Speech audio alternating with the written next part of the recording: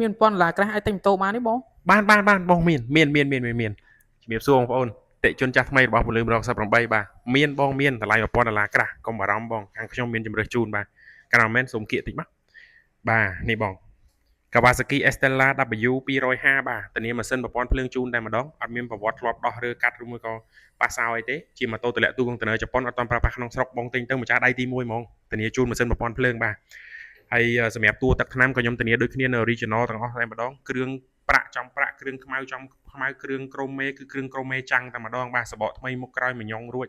ពេញម៉ាស៊ីនតម្ងប្រេងសវិសរួចបាទស្បៃហ្វ្រាំងមុខក្រោយគឺ check up ឲ្យមកស្អាតតែម្ដងយកទៅគឺប្រើទិញដាច់វាយដូង25ខែក្រុងតម្លៃ$1000ក្រាស់ទេបាទហើយសម្រាប់ CB 500X របស់យើងទៅបញ្ចូលស្តុកថ្មីដូចគ្នាបងប្អូនណាបាទកាលណាមែនសូមបង្ហាញម៉ូតូទាំងអស់តិច